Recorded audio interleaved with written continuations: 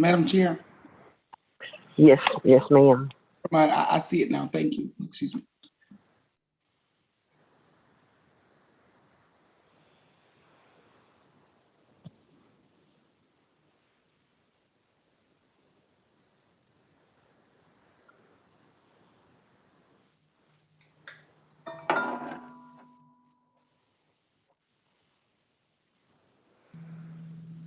Ms. Coleman? Yes, ma'am.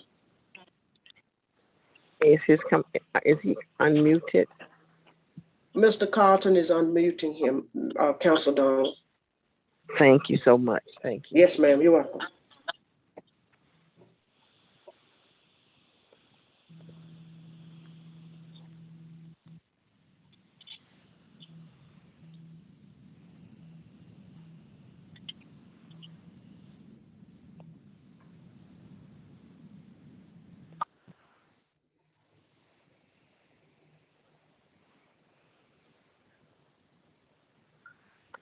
Thank you, counselors, for being so patient.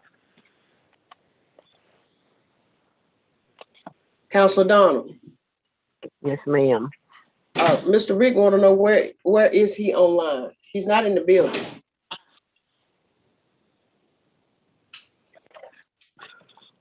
Okay, I was told that he was there.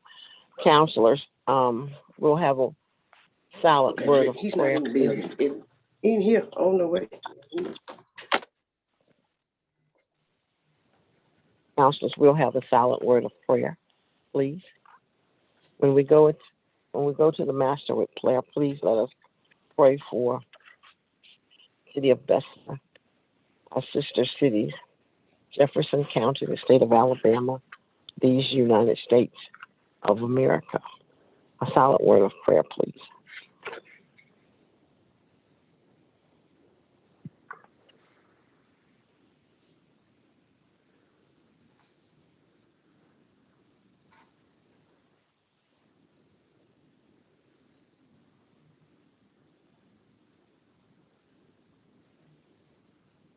Thank you, counselors. Item number 3, Ms. Taylor. Council roll call. Councilor Alexander.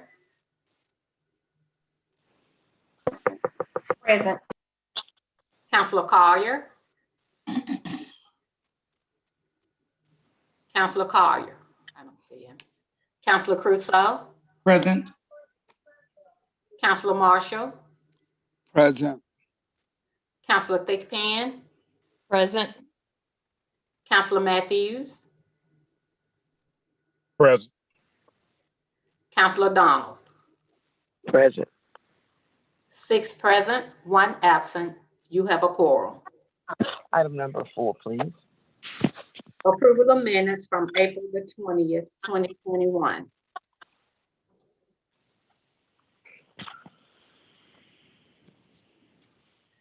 Counselors, do you have any concerns and or questions about or corrections about the minutes for April 20th, 2021? Now I need a motion and a second, please. Madam Chair, Yes, ma'am. I move to adopt the minutes. Second.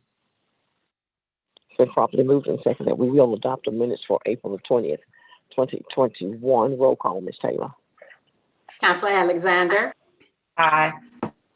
Councilor Crusoe. Aye. Councilor Marshall. Aye. Councilor Thickpan. Aye. Councilor Matthews. Aye. Councilor Donald. Aye. 6 ayes, no nays. The motion carries. Thank you. Item number 5, please. Committee reports. Counselors, are there any committee reports for today? Item number 6, Ms. Taylor. Presentations, awards, announcements, and recognitions. Mayor Gully, are you on the line? Good morning, Madam President, and good morning to the entire council and all who are present. Good morning. Thank you.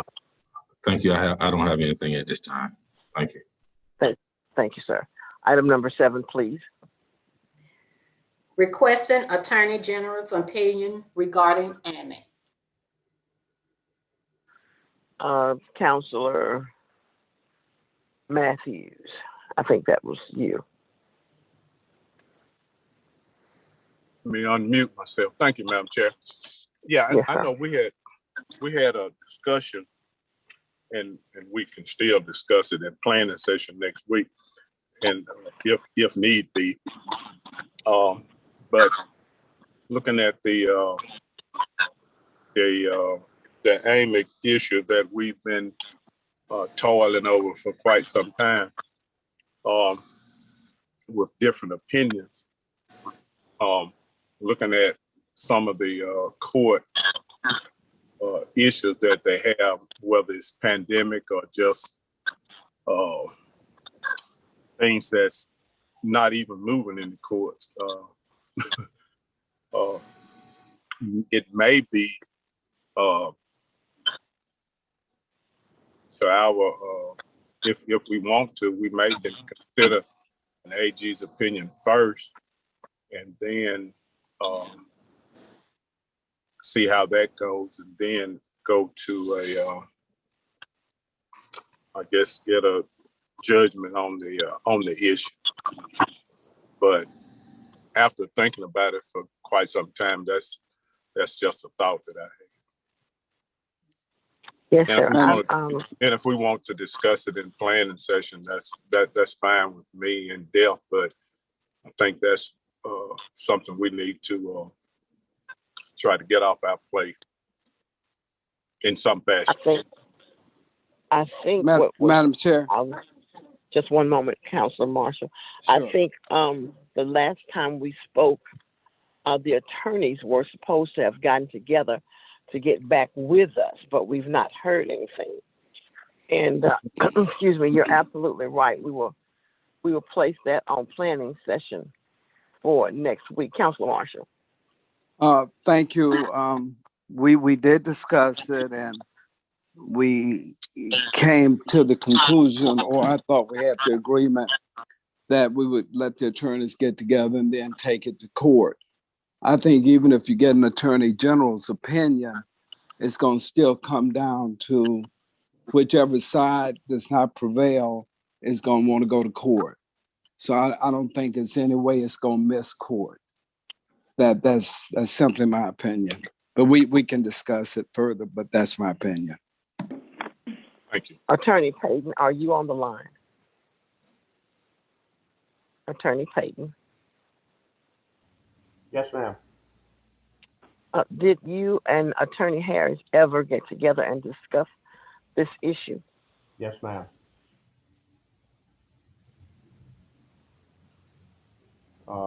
And the outcome was? Well, what I told Mr. Harris was I thought it would be best that the 4 counselors that were in favor of the RFP, that they would file the action and file the action against the mayor in his official capacity as mayor of the city on the matter, and that a resolution should be brought forward authorizing Mr. Harris to file that action on behalf of those counselors and to authorize payment of him for that action. Madam Chair, Yes, ma'am, Counselor. did we not move forward with the RFP? We can move forward with the RFP, but I truly don't think we're going to get by going to court. I can put it on for next week for planning session, but yes, ma'am, we can move forward with that RFP. But I don't think we're going to get past going to court. And if we have to go to after- court, then just let the mayor take us to court after we do the RFP. I mean, let's follow through with what we have to do, and then we can go from there. Yes, ma'am, Counselor Alexander. I think we'll see a better light after I speak to you all after council meeting. I'll place it on planning session for next week. Item number 8. Madam Chair, Yes, yes, sir. Who am I speaking with? Councilor Marshall. Yes, Now, sir. you say when you meet with or speak with whom after council meeting? The counselors. The 4 counselors? No, sir. When I speak to the entire body after council meeting, I'm going to ask that we go into executive session Okay, all after right. council. Okay, all right. I just want to be clear. Okay. Yes, sir. Yes, sir. That's fine. All Item number 8, Ms. Taylor. Requesting a traffic study on Dartmouth and 22nd Street. That was an item that I placed on that I think I've been talking about now for the last 4 years. I am requesting that that study from what I told you all on last week. I have pictures here that I will print off and have them ready for planning session on next week, where if you go out in the road, half of your car is in the road before you can see a car coming. And if you're looking for the stop sign is behind you. So I will ask the mayor and this body for a traffic study for Dartmouth Avenue and 22nd Street. I'll place it back on planning session for discussion on next week. Item number 9, Ms. Taylor. May 4th, 2021, Madam Chair, Yes, ma'am. excuse me, Ms. Wanda, I just wanted to kind of, expound upon, the area, here on Dartmouth and 22nd Street. Not only does that area need a stop sign, a light there, given the dip that we have coming off of 22nd Street down to Dartmouth Avenue, even if you're someone who was traveling down the hill, you're coming down into the dip, you're up on a green light. They'll literally tear cars up due to that a dip on both sides of 22nd Street. I guess perpendicular to Dartmouth Avenue. So I guess in that study, we'll also, I hope that it encompasses being able to level out those roads to make that a smooth sail as far as going across Dartmouth Avenue. But it definitely needs to take place. I mean, I'm only like 3 houses away from this intersection, and only thing we hear are cars just sliding and skidding off of the hill, or cars sliding up and down Dartmouth Avenue. Even almost witnessed several different car accidents, including emergency personnel, police officers. I mean, even in the middle of a funeral, was almost hit right here at this intersection. It is a very dangerous intersection, and I too agree that we need to do what we need to do to make it a safe intersection for the citizens here in the city of Bessemer, even our guests for if we might say. Thank you so much, Madam Chair. Thank you, Councilor Crusoe. Madam Chair. Who am I speaking with? I'm sorry. Councilman Carr, could you announce my arrival, please? Yes, sir. Ms. Taylor, will you announce Councilor Collier's arrival to the meeting? Yes, ma'am. Councilor Collier arrived at the city council meeting at 10:14 a.m. Thank you. Good morning, Councilor Collier. Item number 9, please. May 4th, 2021, weed users report set hearing date. Ms. Hall, are you on the line? Good morning, everyone. Yes, ma'am, I am. Good morning. How are you? I'm well, yourself. Thank you. Good, thank you. On this particular item, I would like to request the hearing date be set for the third Tuesday in June, which is June the 15th at 10 a.m. June 15th at 10 a.m. Was that June 15th? June 15th at 10 a.m. Yes, ma'am. Just making sure I heard it correct. Thank you all. Thank you. Ms. Hall, Yes, ma'am. Avenue I up on the hill up there. When you come up 16th Street and look to your left at the very dead end of 16th Street, you're gonna turn right on Avenue I and you're gonna look to your left, which is that an alley there or is that just city's right of way? Okay, you said when you come up 16th Street, Come up 16th Street to the end, you'll either end up turning to your right and you're on Avenue I. You can look to your left there. Half of it is covered with weeds and bush, and the other half looks like an alley. Okay, I am uncertain, but if you don't mind, if you can send a request to the mayor's office. I will do so. I'll do so. Thank you, ma'am. Yes, ma'am. Thank you.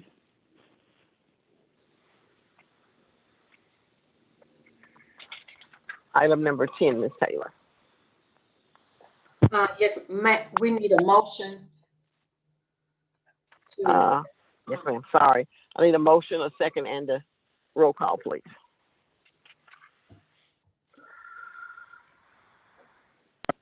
Madam Chair, Yes, sir. I move the item. Second. Been properly moved in second that we will have a hearing set for June the 15th at 10 a.m. 2021. Roll call, Ms. Taylor.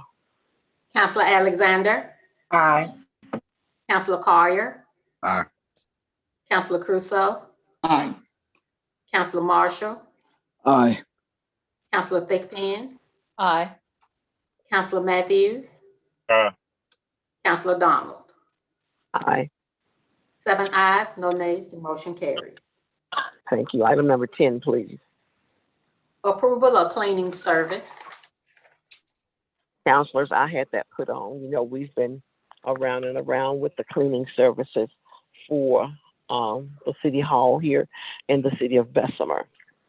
Well, when Mayor Gully asked for that amount to hire a maintenance person, I would ask that we hire a person to go along with that maintenance person to come in, and they have staggered schedules.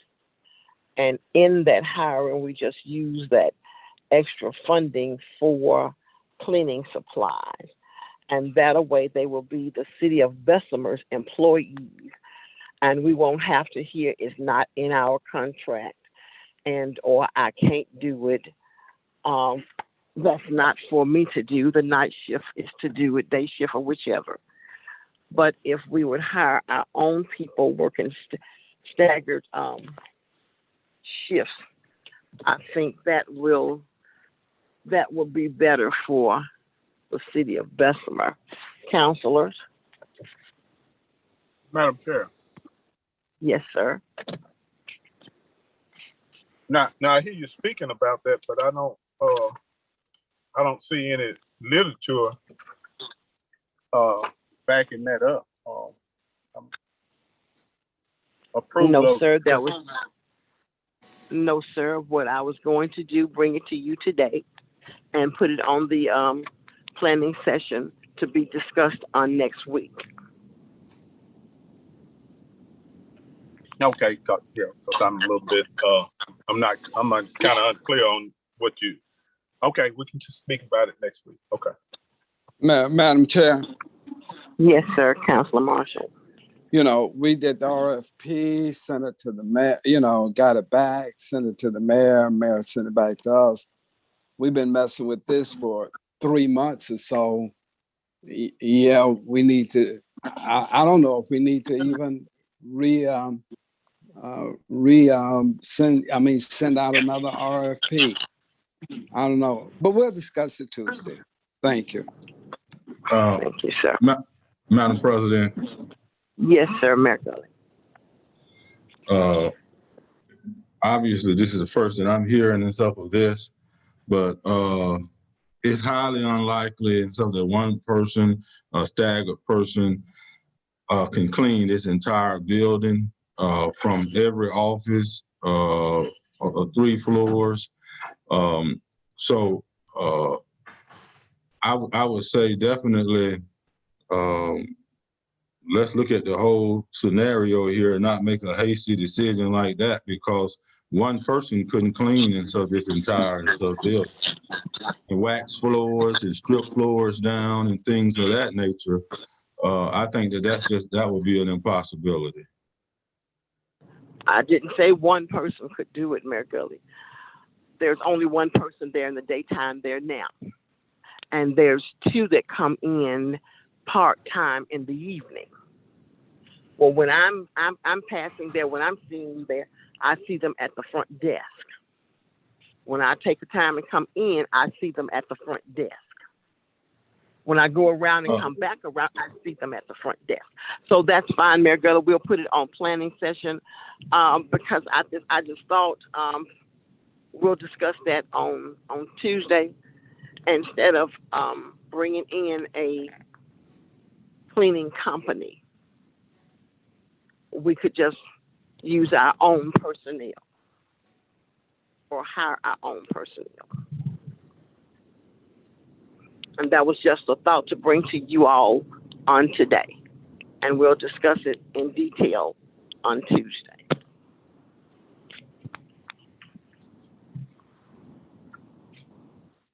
Item number 11, Ms. Taylor.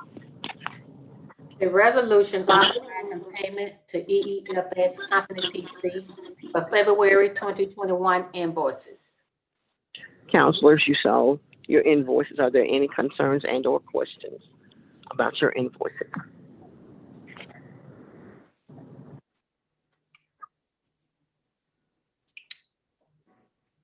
If not, I need a motion, a second, and a roll call, please. Madam Chair, Yes, sir. I move the item. Need a second, please. Second. Been properly moved and second that we will pay the EEFS for February 2021. Roll call, Ms. Taylor. Councilor Alexander, Aye. Councilor Collier, Aye. Councilor Crusoe, Aye. Councilor Marshall, Aye. Councilor Thigpen, Aye. Councilor Matthews, Aye. Councilor Donald. Aye. 7 ayes, no nays, the motion carries. Thank you. Item number 12, please. A resolution authorizing the mayor to execute renewal agreement with utility service partners for service line warranty. We're getting a lot of feedback. I don't know where it's coming from.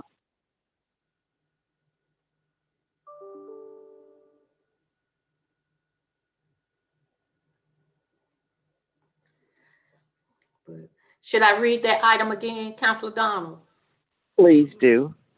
Okay. A resolution authorizing the mayor to execute renewal agreement with utility service partners for service line warranty. Counselors, you had an opportunity to read your service warranty. Mayor Gully, is there anything that you need to say about this item? Madam President, no, I think this is just the same agreement that we do every year that allow people, citizens to participate in making sure that if they so choose that their line, that they can pay this additional amount. So if something happened with their personal lines, that they can that they have some kind of insurance. Madam Thank you, Chair. Counselor. Yes, sir. Madam Chair. Yes, sir. Yes. Yes, sir. I just to piggyback on what the mayor just made mention of, that's the warranty that it's like he said, from the meter, between the meter and the home, whereby citizens pay an annual amount and without absorbing big hit when it comes down to it. That this was initiated through the National League of Cities several years ago, and it's a good program. Thank you, Madam Chair. Madam Chair, Yes, sir. I just like to piggyback Councilor Matthews. I know some constituents in my district who've had to use the service, and they were very pleased and excited that they didn't have a big plumber's bill to make the repair. So I think it is really a great program that we're offering to our citizens. Thank you. Thank you, Councilors. I need a motion, a second, and a roll call, Ms. Taylor. Madam Chair. Oh, go ahead. No, go, Councilor Matthews. Go ahead. Go ahead. Well, I was just going to say I'd like to move the item, the agreement between the city of Bessemer and service partners. Second. Has been properly moved and second that we will authorize the mayor to execute a renewal agreement with the utility services partners for the service line warranty. Roll call, Ms. Taylor. Councilor Alexander. Councilor Collier. Aye. Councilor Curso. Aye. Councilor Marshall. Aye. Councilor Thigpen. Aye. Councilor Matthews. Aye. Councilor Donald. Aye. 7 ayes, no nays. The motion carries. That is a good program. I had to use it myself, and I did not have a large bill to pay all at one time. Item number 13, please. A resolution authorizing the mayor to execute CDBG-CV public service agreement with the Birmingham Urban League. Councilors, we have spoken about this is the COVID funding that we are to use to pay utilities and or rent for those citizens who qualify for the program through the Birmingham Urban League. Are there any questions and or concerns? Madam Chair, Yes, ma'am. I do want to say that you can not only just pay rent out this money, you can pay mortgages, but I guess as of right now, the city of Bessemer is just doing rent and utilities. Am I correct? Yes, ma'am. Okay, thank you. Madam Chair, Yes, ma'am. just for some clarity and for the record, why is it that we're not paying mortgages?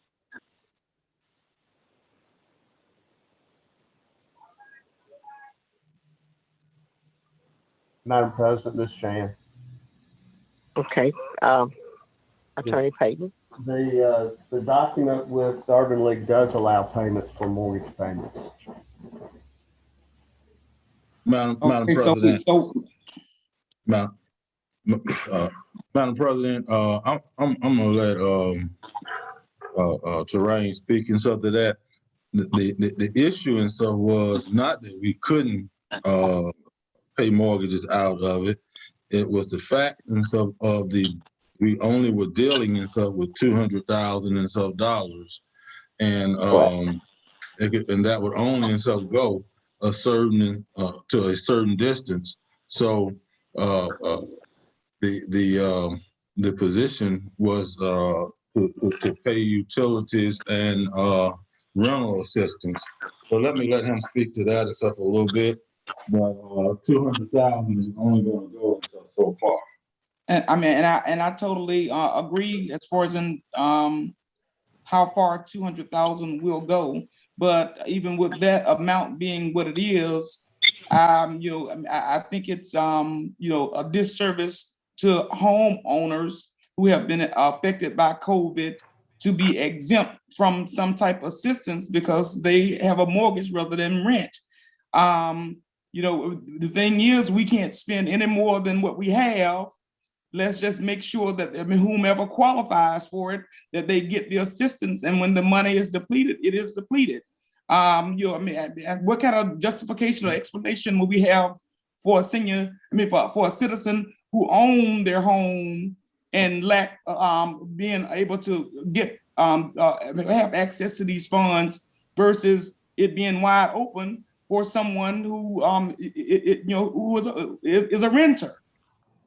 I mean, like I said, even with assisting with the mortgages, we can't go any further than what the money allow us to do and to go. But in all fairness, let's, you know, we need to open that up to make sure that, you know, it's just as open to homeowners as it is to renters. It's all about the need. It's not about homeowners or renters. It's about the need. And Madam Thank Chair, you. can I just say that some rent is higher than other people's mortgages that are behind. So I mean, the justification for just paying rent and not mortgage. I mean, I know people in my district that has a mortgage for $600, and some people in my district that has rent for $800. So what's the justification? Good morning. This is Terrain. We had this discussion. Let me kind of answer that question. One of the issues that is floating around out there, one of the particular concerns to start off, as Attorney Payton pointed out, we do have that provision in the agreement to pay mortgages. But if you've been noticing, there's been some federal action that's been taken in regard to mortgages in terms of forbearances that homeowners are being allowed to take on their federally backed home loans. And so a lot of that is still being discussed at the federal level. So rather than start off right now with the mortgages being part of the packet, we decided to let those issues get settled in Washington, because they're offering in some cases up to 6 months, even up to 18 months of forbearance on mortgage payments. And so until we can get some more clarity from HUD in terms of where our program will fit into what's being done on a national level, we decided to start off with the rental assistance and utility assistance until we could get some clarity, to borrow a word from the council person, on exactly how the CDBG CARES Act funds will play a role in that. So that's why initially we have discussed only doing rent and utility payments. It's not to ignore anyone. It's just to point out that at the federal level, there are some forbearance options that homeowners have related to federally backed loans. And so the question became one of, is this a duplication of benefits if a person gets a forbearance and then comes to say us and comes to the Urban League and asks for mortgage assistance? Yeah, Okay, but can I just say one thing on Councilman? I'm sorry. One moment, please. One moment, please. One moment. Councilor Crusoe, were you finished? No, ma'am. Okay, go ahead, Councilor Crusoe. Okay. With the information that you just expressed, Mr. Norris, I mean, I guess Mr. Burns could, you know, assist me with this. As far as because there are also some homeowners who did not qualify for that forbearance. And, you know, so in the instance of those who were ineligible for the forbearance, within this 200,000, because there's no sense in waiting until it's all gone to the renters and to utility, then come back and say, well, we could have and we should have.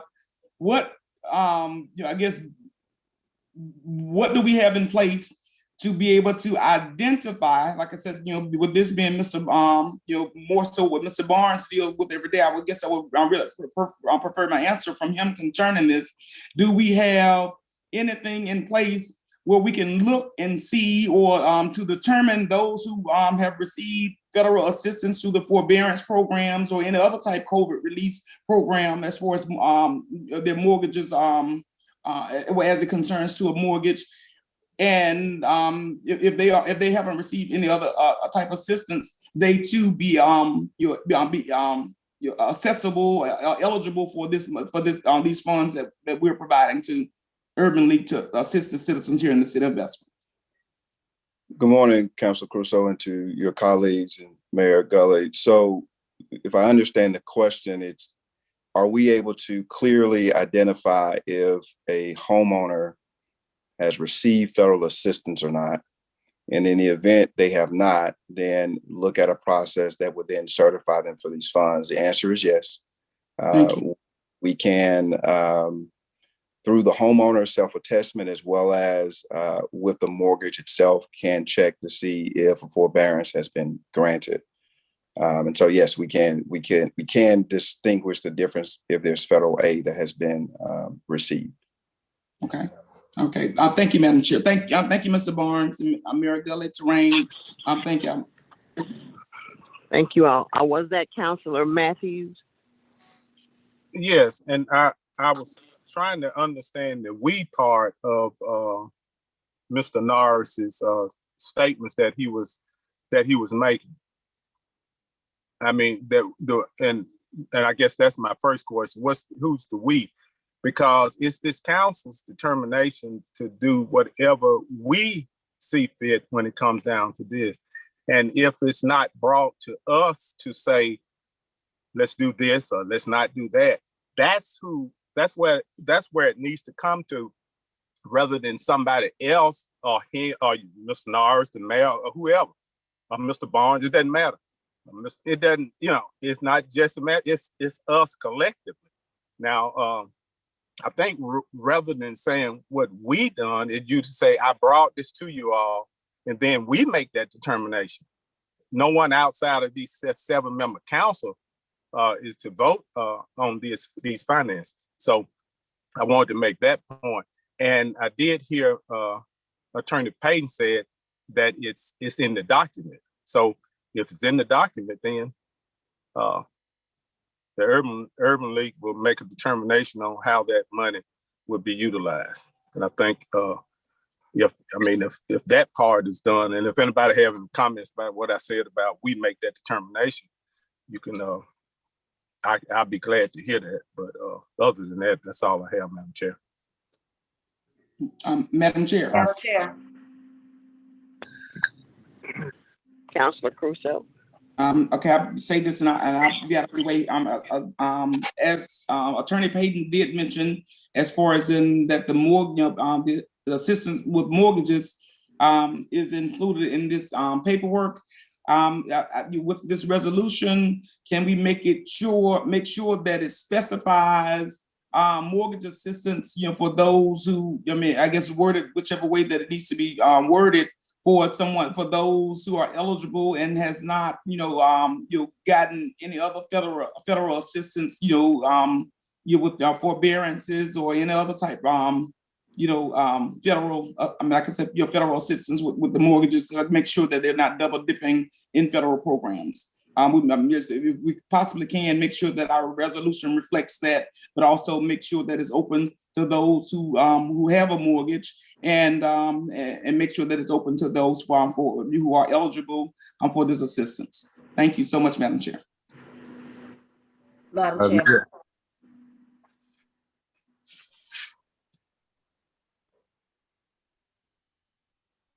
Madam Chair. Councilor Alexander. I just wanted to piggyback off what Councilor Matthews said.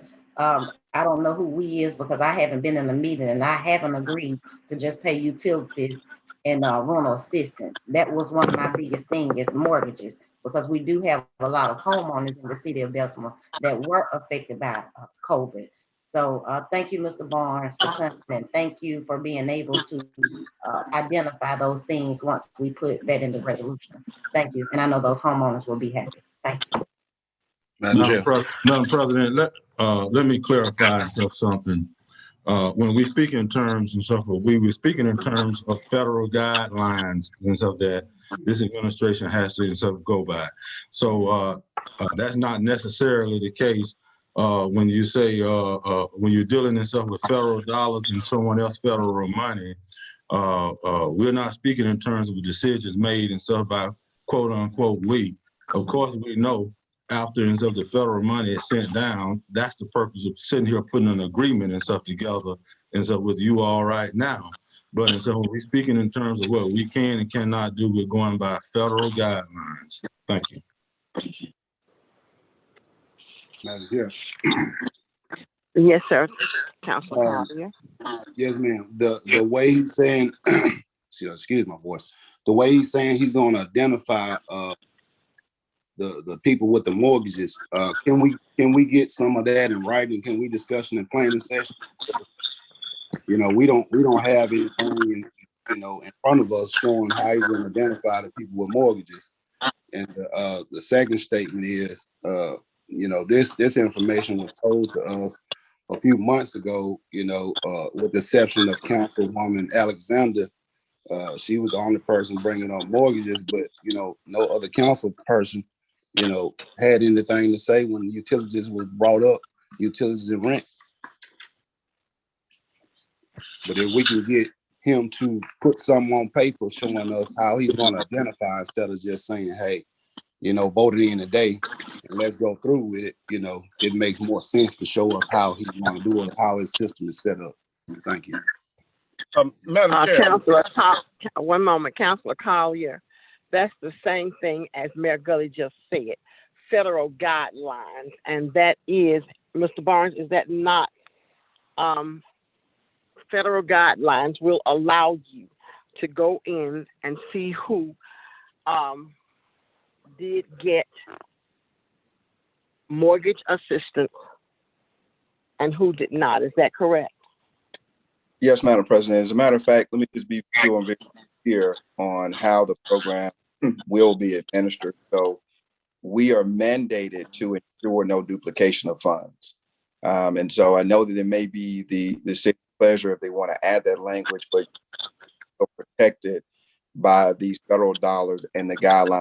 So there's built-in mechanisms, including using the HIS system and other tools that as a HUD certified agent will be using to cross-check. Hold on, Madam President. Excuse me, sir. I'm getting that feedback. I can't hear you at all. Yes, a lot of feedback, and we can't hear the recording if it's a lot of feedback in the background. All right, so I'll try to repeat maybe kind of 30,000. Okay, you all have feedback now? I think it's clear now. Madam President, it's great. You're clear now. Okay. Okay, That may have been me sitting up under the air conditioner. I apologize. Mr. Barnes, go ahead, please. Okay, so I'll try to repeat a little bit and try to clarify it. So essentially, what we're saying is the administration of the program mandates us to cross-check for duplication. That's just a standard part of the federal guidelines, as Mayor Gully is kind of alluded to. And so, you certainly can put that as a part of your resolution, but understand that city is also protected that in the event that we duplicate as your service provider, then you'll be able to then, if the government comes in and say, hey, this is a duplication, we need these funds back, then essentially Urban League is on the hook to pay you those funds back because we didn't do it by the guidelines. And so the city would be fully protected by the federal guidelines to say, hey, let's ensure that there's no duplication of funds in that regard. And so hopefully that answers the question more directly in what our mandates are. And they're mandated by the guidelines to be sure the program is ran appropriately. Madam Chair. Thank you. Yes, ma'am. Councilor Crusoe. I think, we've gone long enough as far as in discussing this and withholding these services to our citizens. The citizens are crying out for assistance, and I would like to move this item, please.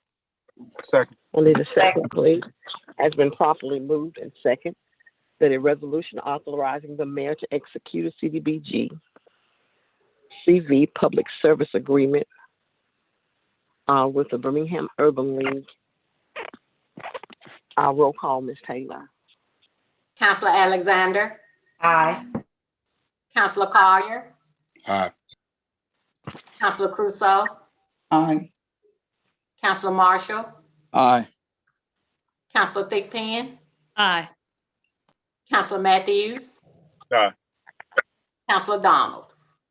Aye. 7 ayes, no nays. The motion carries. Thank you. Councilors, before we go in to our district, thank you, Mr. Barnes, for your time Thank you. today. Take care. Councilors, before we excuse me, before we go into our district discussions, I would like to take you all into executive session of good name and character for about 5 minutes, please. Madam Chair, Yes, sir.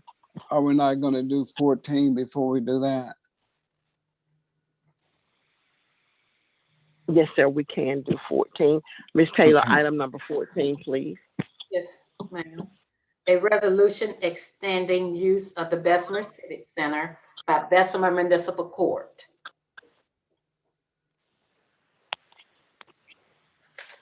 Counselors, this one is self-explanatory. They've asked to extend the use. For how long is that? Attorney Payton, for how long is that? Madam President, it should be until to the end of August. It should be in the resolution. It is in the resolution. I don't have a resolution. It may be. Madam Chair, Yes, ma'am. let me make sure before I lie. Let me make sure It's not at the very. It's at the very back, Council. It's stapled to something else. It's in here. I apologize. I have it. Okay, question. The last discussion we had about reopening the Civic Center for possibly rentals or to reconvene at as far as City Council. When the question was asked as to whether municipal courts was still utilizing the Civic Center, was the answer not no?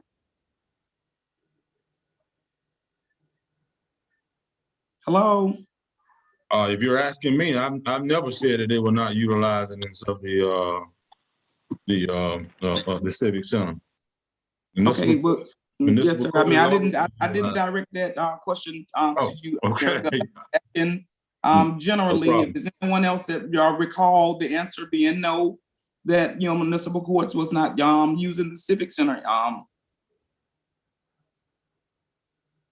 I don't remember. I don't remember that remark. No. I don't recall either. I think, are you speaking to what he said he could move it around if what Councilman Marshall said, having open meetings back up at the Civic Center?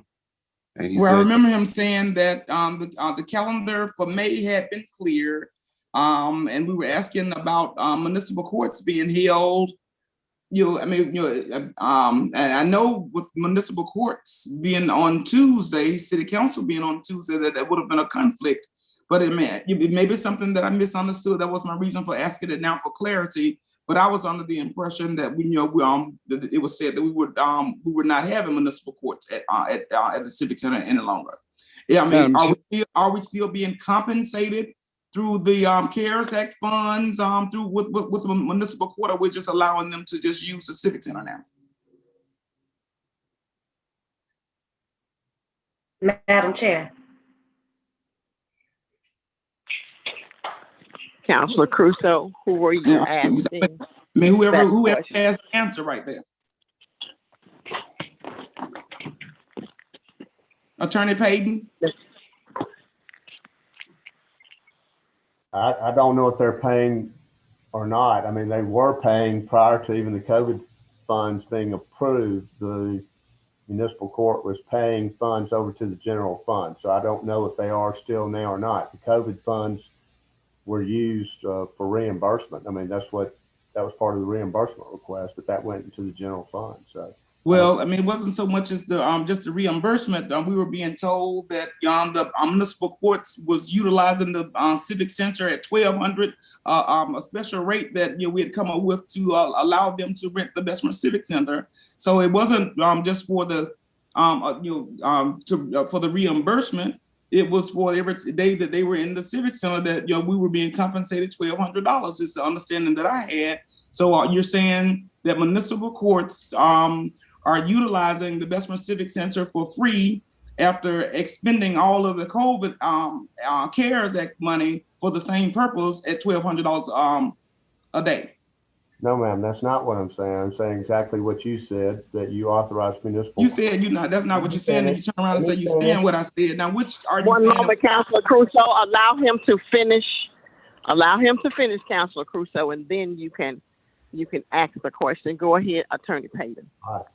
So the city council authorized municipal court to utilize the Civic Center for a set fee on a daily basis. And municipal court paid the city general fund for that. The city of Bessemer, as part of the $1,169,000, applied for reimbursement of the amounts paid by municipal court. That was approved, and part of that was paid in the $1,169,000. So there are no, at this point, no governmental or U.S. funds, COVID funds, being paid to reimburse for the Civic Center. As far as I know, and I don't know if they're still writing the checks to the general fund, but there would be no provision for them not to. That's what you approved, was for them to utilize the Civic Center as long as they pay. So that is what I know at this point. I don't know if the checks are still being written. I just know that's the terms that you set up. Hey, Madam is Chair. it my turn now? Oh, go ahead, I'm sorry. Yes, ma'am. Okay, well, that's the same question that I just asked, that he said no to. I mean, we can't just twist and flip words around to come back and say the same thing in a different capacity. I mean, the resolution that the agreement that we entered into was that the Bessemer Civic Center was to be utilized by the municipal court system at the rate of $1,200 per day that they were renting it. That money, as far as it come out of the CARES Act, when we entered into that agreement, we didn't know where the money was coming from. We were later told, I mean, I guess it was foreseeable for you all as to how it was going to be handled. We had no idea that it was going to be reimbursement. It was just set in stone as to what it was that the municipal court was paying to the city of Bessemer to use the Bessemer Civic Center. So it was never a cutoff point as for once we were reimbursed concerning CARES Act money. It was just the amount and the time that they asked to utilize it at such rates. So like I said, my question again is, are we continuing to be compensated for them utilizing the Bessemer Civic Center? And with this requested extension, will we continue to be compensated the $1,200 per day that they're utilizing the Bessemer Civic Center? I mean, hopefully I'm clear with that. Madam President, this is Shane again. I just want to be clear. I'm not twisting anything. I agree with Councilor Crusoe. Those were my understanding of the use of the Civic Center, is that if it was used by municipal court, it would be paid by municipal court. I have not twisted anything. That's my understanding of it. Madam Chair. Yes, ma'am, Councilor Alexander. When I asked about this, the last council meeting, Mayor Gully stated that that's a city entity. So no, they were not paying. And I was confused because when we did the resolution, it was said that they would be paying out the general fund because the CARES Act money had ran out. And we didn't know at the time when we voted to reimburse ourselves for the CARES Act money, that CARES Act money could have been used to do other things with, other than reimburse the city of Bessemer back for municipal court and amongst other things that I think we could have used that CARES Act money for other things. Madam President, this is Shan. Yes, sir. By putting the municipal court category in the reimbursement, that allowed you to receive the money. All right, so that money's already been paid out. So you could use the money for whatever purpose you determined to use it for, of which you did. You used that for longevity pay. When the money came back into the general fund, it comes back in there and you can use it at that point because it had already been paid out. Madam Chair. Yes, ma'am. Okay, well, that's not the understanding that we've received concerning this the reimbursement. The way that it was presented to us concerning the reimbursement, when the CARES Act money arrived, when we really were told that it was here, we were being told as the overseers of the finances here in the city of Bessemer, we were being told that that money basically had already been spent.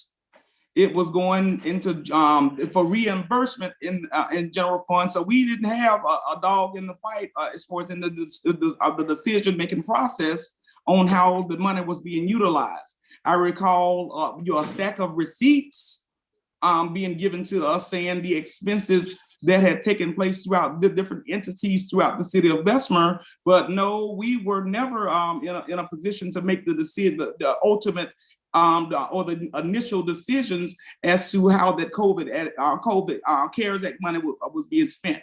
We were told that it was reimbursement for the expenditures that had taken place before we received it. So if it was being placed in the general funds for reimbursement, then that meant it was money being put back into a place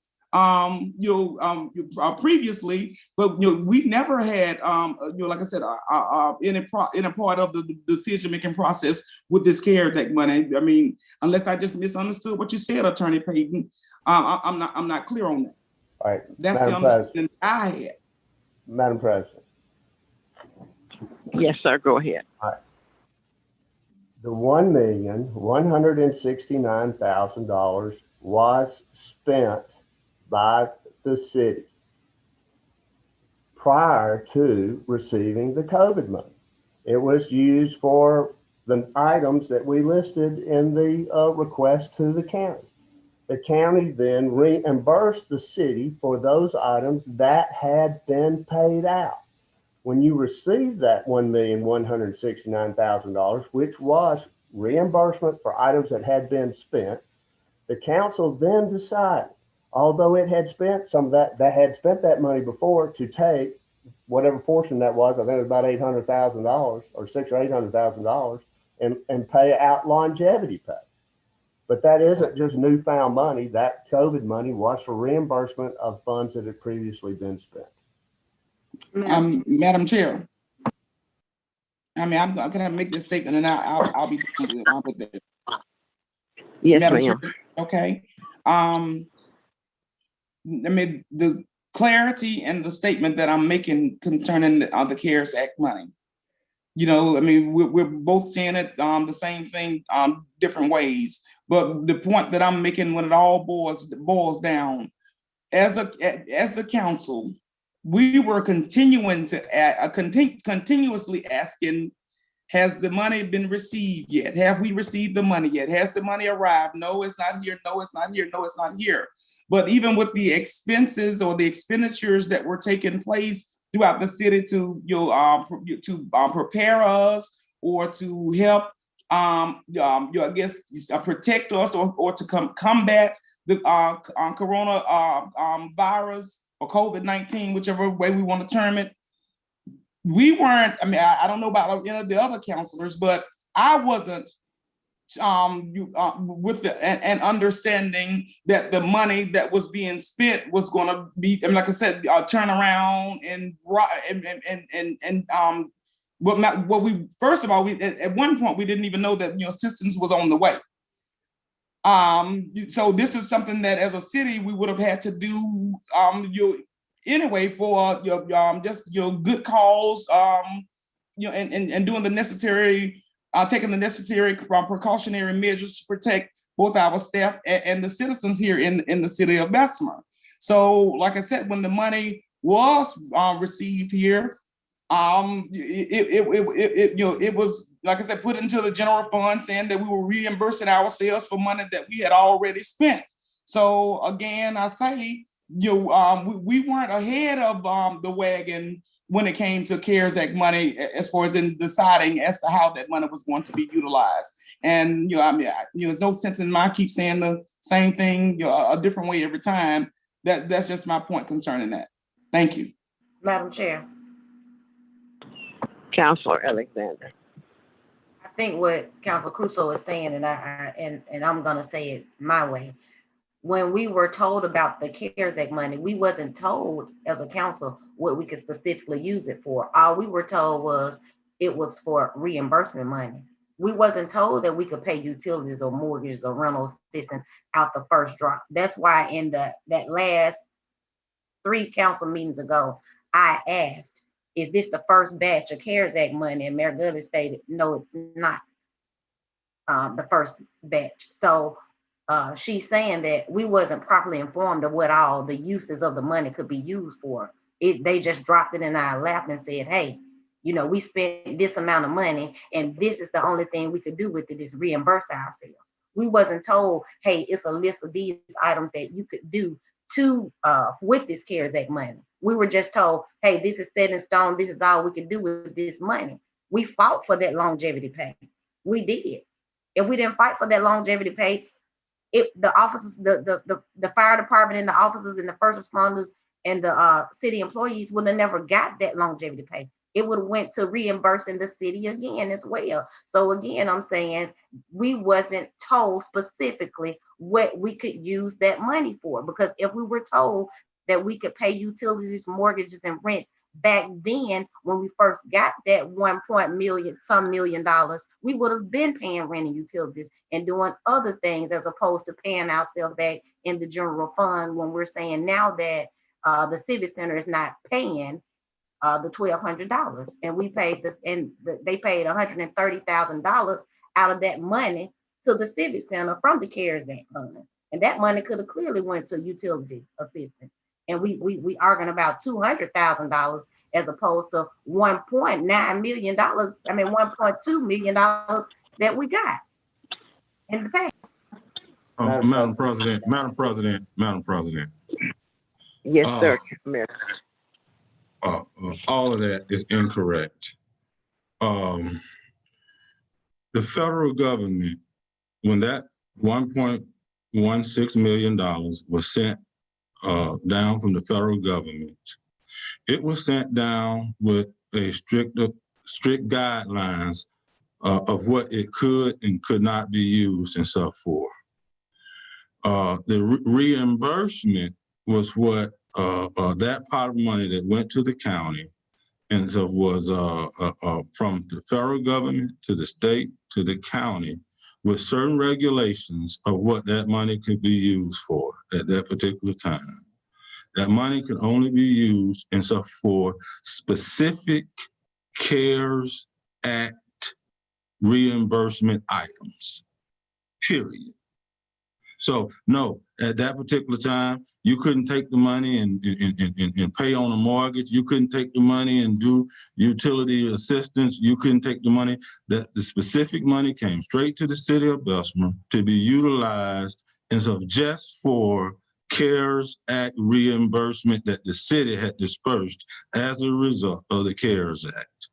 And, you know, no matter how we try and stuff and twist this and how we try and stuff later on and stuff to do this, I would suggest that everybody get a copy and stuff of the county federal guidelines that told you what that money could be utilized and so forth. Thank you. Madam President Shan, also the City Council approved the mayor entering into the sub-grant agreement with Jefferson County that specifically laid out what the city could apply for reimbursement, each and every specific item. Thank you. Okay, Madam Chair. Thank you, Attorney Payton. We're speaking of monies that has already been spoken of and has already been spent. Let me ask a question. Mr. Payton, I got my paperwork here. Mr. Attorney Payton, these funds that's coming from, that's going to the Urban League, these funds was a separate pot of money, CDBG, versus that 1.16. Is that true? Is that correct? Yes, ma'am. That is exactly correct. Okay. So this is a separate pot of money that we're speaking of. These funds right here are funds that came from CDBG, specifically to pay utilities, grants, and rent and or mortgage. Yes, ma'am. Is that correct? Yes, ma'am. Okay. I'm reading my paperwork here. All right. We're talking about things that's up under the water right now, and we do need an understanding, a clear understanding. I would encourage the counselors with the 14 million that the city of Bessemer will have come with the is it the American? I can never think of it. But American what? Councilor Crusoe. I'm sorry, Councilor Jones. Recovery. American Recovery Act. For those of you who don't Madam have, Chair. yes, sir. Madam Chair. Yes, It's sir. the American Rescue Plan funding. American Rescue Plan funding. When those That's 14 million come in, please let us read what we can and what we cannot do. Now, if you don't have a copy of that, you can call the Alabama League of Municipalities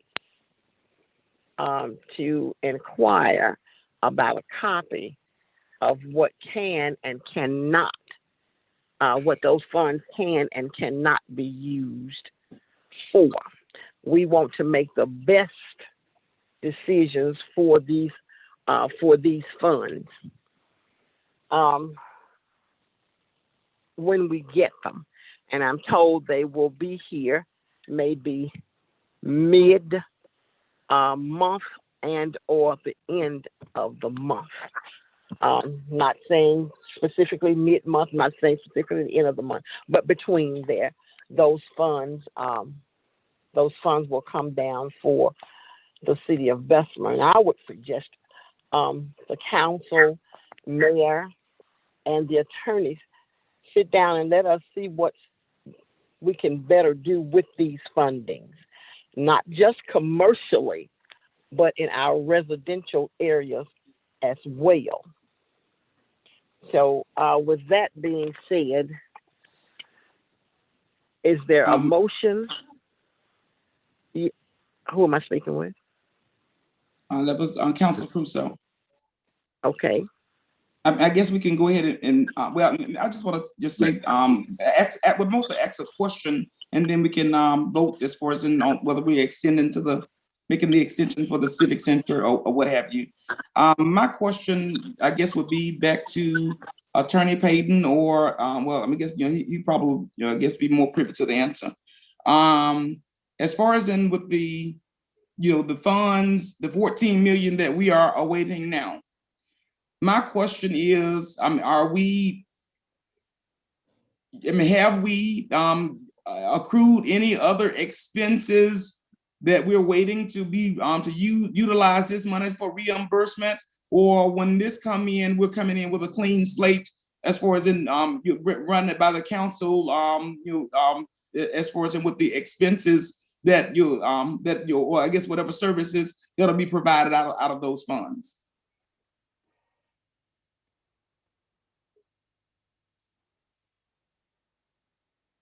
Attorney Payton. I think, Madam President, this I think that would be more of a finance director than me. That who for who? The finance director. Okay, is the finance director on the line?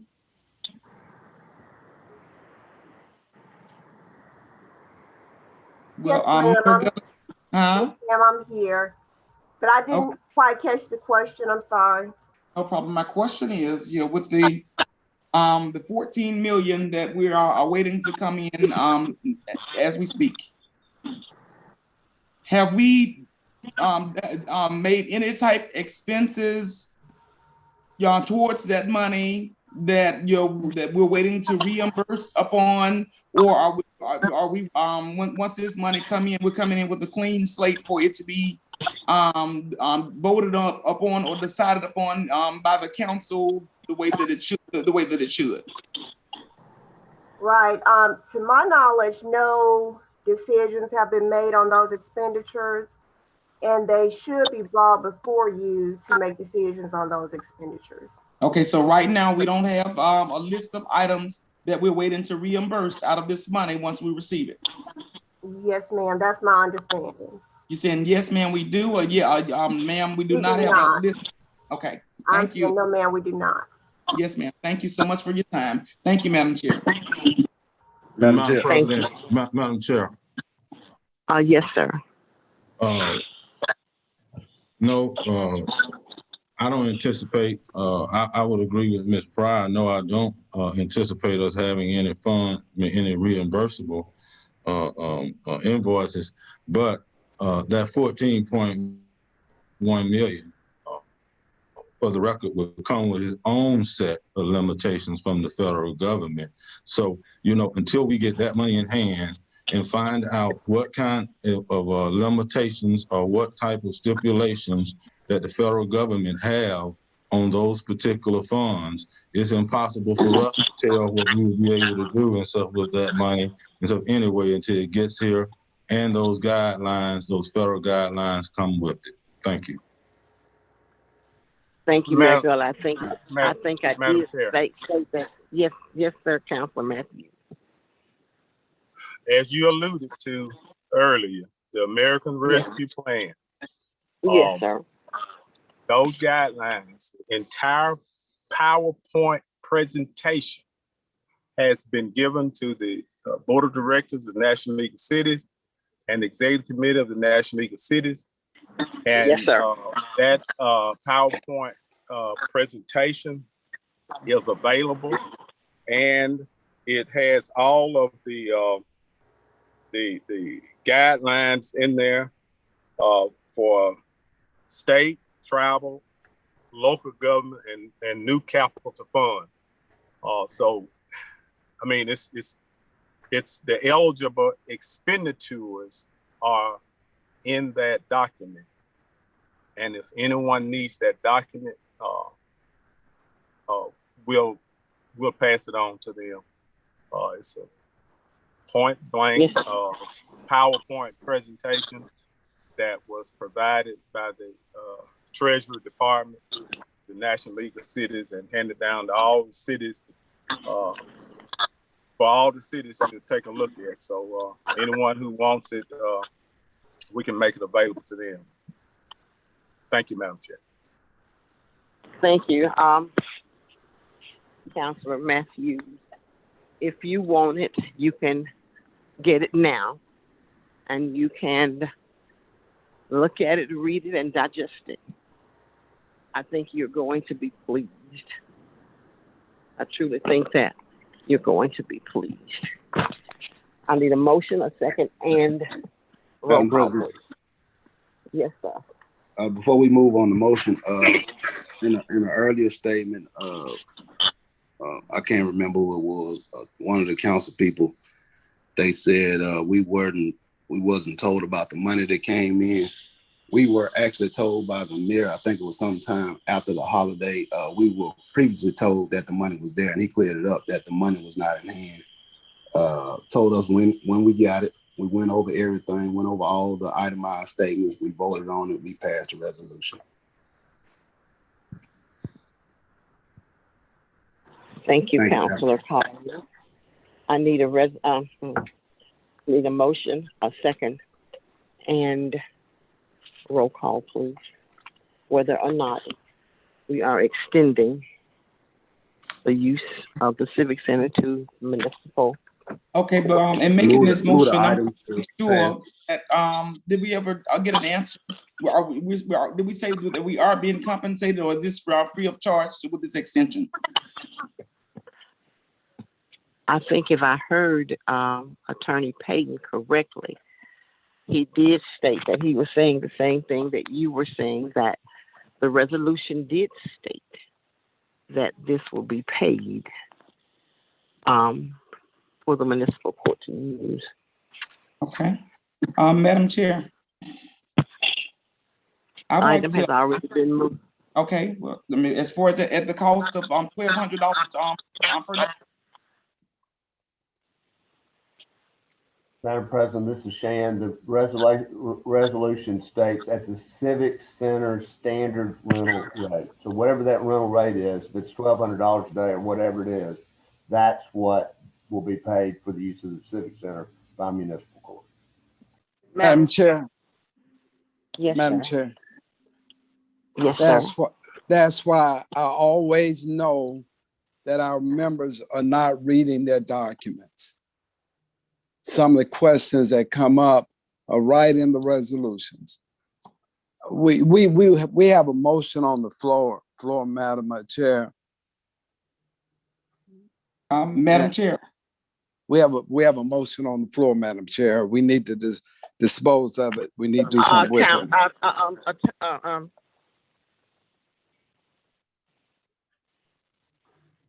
We do have a motion on the floor. Second. Second. And we're going to be respectful to all.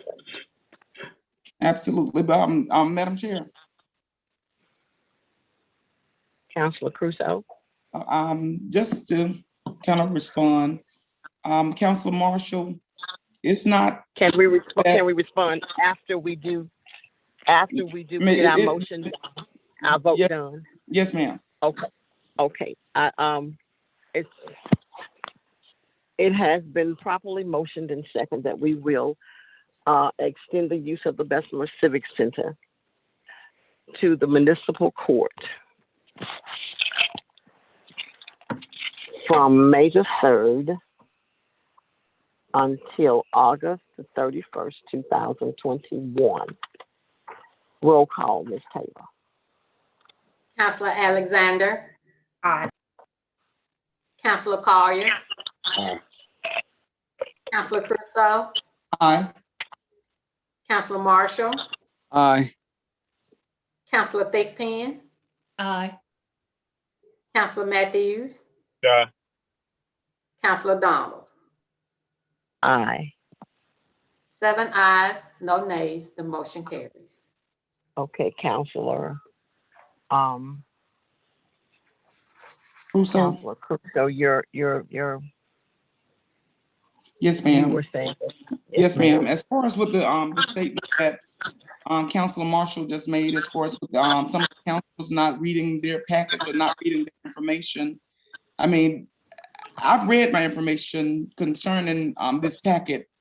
And I mean, I'm sure that there are several others who have, just because we ask questions for clarity, one thing about these packets that we receive, a lot of questions that I ask, the answer may be right before me, but I think it's only fair to the citizens who are having a chance to watch us operate on the Zoom, who is not privy to a lot of this information and some of these very resolutions that we have voted upon and have gone back to retrieve and being told that they can't find this paperwork, that paperwork is not. So this is another way of documenting. This is another way of record keeping for myself as well as the citizens here in the city of Bessemer. So it's not about whether packets are being read or resolutions are being understood. I'm clear on everything that I read, Councilor Marshall. So anytime I, Councilor Crusoe, ask a question for clarity or want something documented in the record, I have a reason for it. So I won't even dignify your comment. I mean, well, absolutely. Thank you, Madam Chair.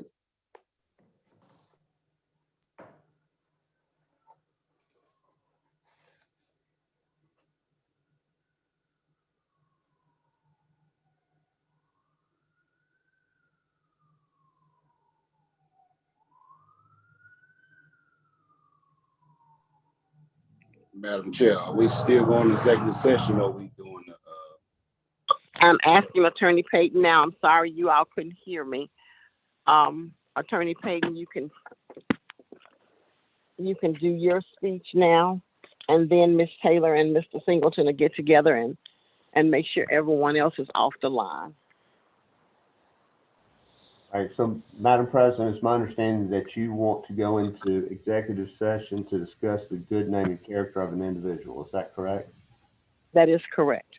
All right, my name is Shan Payton. I'm a licensed attorney in the state of Alabama.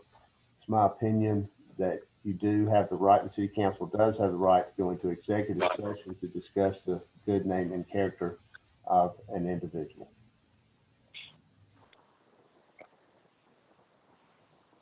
Thank you, sir. Ms. Taylor, Yes, ma'am. okay. Have we gotten with Mr. Singleton? Yes, we need a motion, and then Mr. Singleton is gonna stop the recording after we get through with the roll call vote. Thank you, thank you. I need a motion and a second, please. Madam Chair, I move that we go Yes, into executive session. Need a second, please. Has been Second. properly moved. We'll go into executive session for good name and character. Roll call, Ms. Taylor. Counselor Alexander, Aye. Counselor Collier, Aye. Counselor Crusoe, Aye. Counselor Marshall, Aye. Counselor Thickpen, Aye.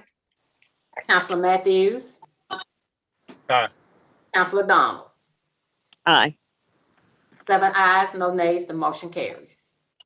Thank you. So we're about to stop recording and stop. Thank you. Hold on just a second. Just let me know, Ms. Taylor. Yes, ma'am.